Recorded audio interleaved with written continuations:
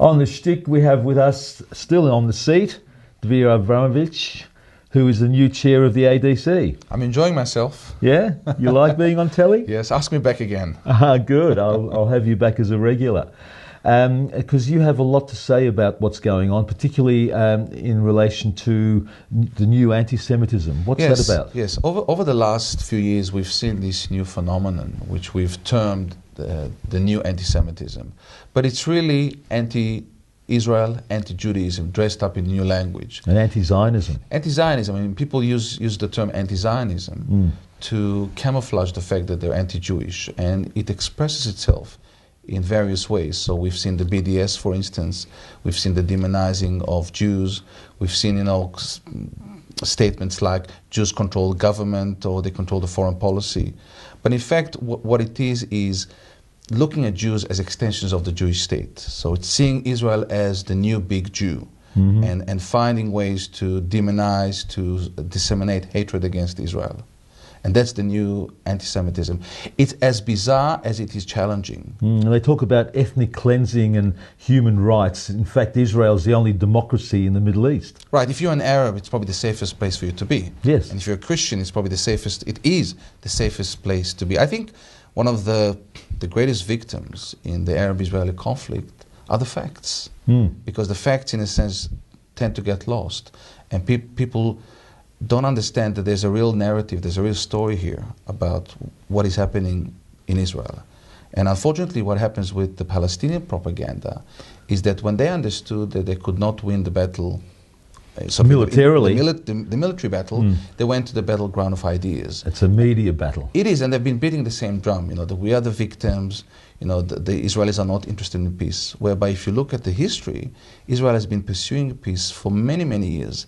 The disengagement, the offer that Barak made to Arafat, just before the end of the Clinton presidency, Olmert's unprecedented offer to Abbas in 2008. And giving Gaza back to the Palestinians. Yes. I think there's a problem here, and the problem is the denial by the Palestinian leadership. I'm not going to say the Palestinian people, but the Palestinian leadership, especially Hamas, the denial of the Jews' right to live in a Jewish state.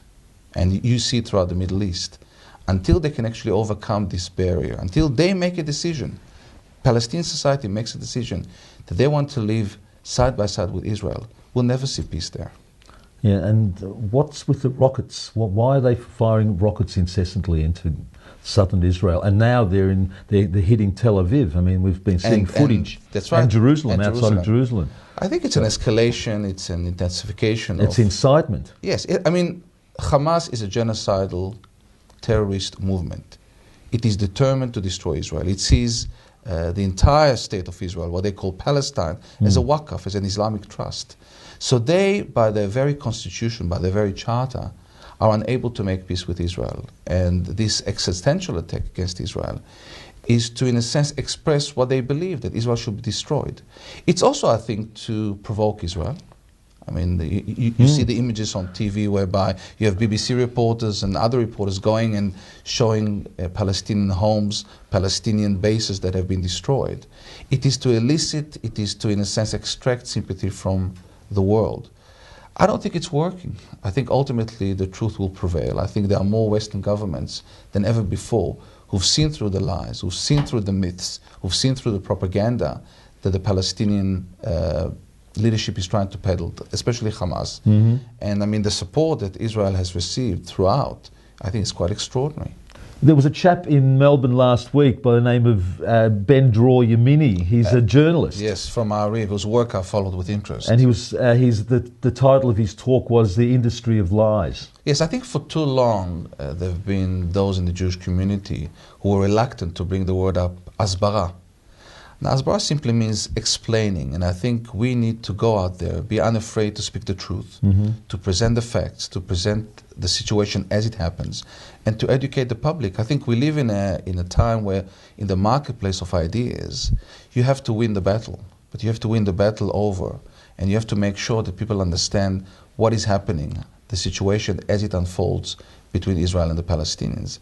I've always believed that it is the duty of every person in the Jewish community who is pro-Israel, who is supportive of Israel, to go out there and explain and educate and, in a sense, be an ambassador. It's called advocacy. It's called advocacy, but I think it's also, in a sense, this idea of the satellite theory, that you launch all those satellites up there, and each one is, in a sense, a vehicle of education, a vehicle of explanation.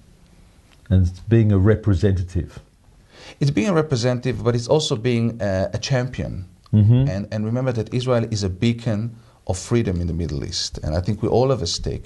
And I've always said that I think it's Jews and non-Jews who should go out there and advocate on behalf of Israel. It's not just the duty of the Jewish people, but it's anybody who believes in freedom and liberty in the Middle East.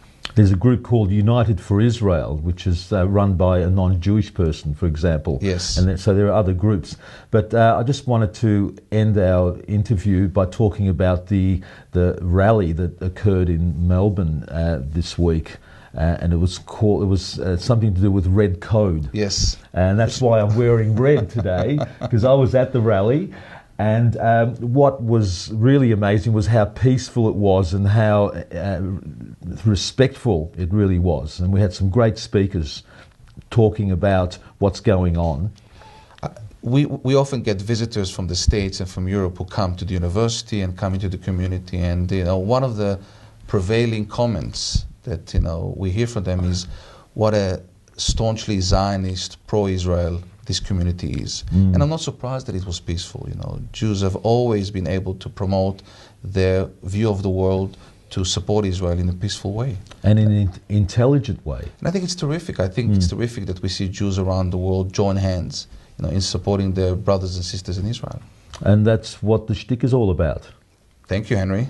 And we're going out with some music from Vered Harel and Oded Gordon, who performed at the rally. And also I'd like to say it's the end of season 30 for the shtick. So we're heading off into the summer season, where we won't be doing any more shows for the foreseeable future, but we'll be having some repeats and the best ofs. So we'll be having you on again. Look forward to seeing it. And until then, we'll see what we can show for you. Every week we'll be on Channel 31 still. Channel 31 is on 24/7, and you'll still see us on there and on YouTube. We look forward to hearing from you. I'd love some feedback. And Dvir Abramovich, it's been a real pleasure to have you on the show. Appreciate the opportunity. Thanks, Henry. We'll have Good luck. you back next year. Look forward to that. Thank you. Until then, shalom. Shalom.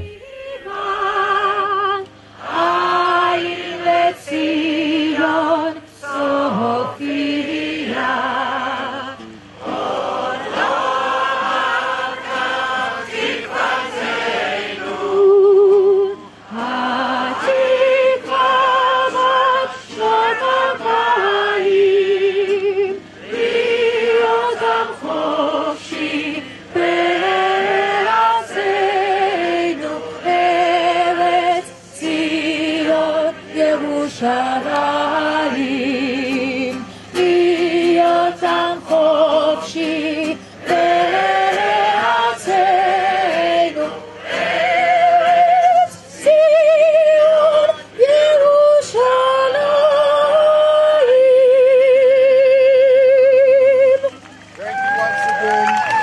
Thank you once again for showing your support for Israel.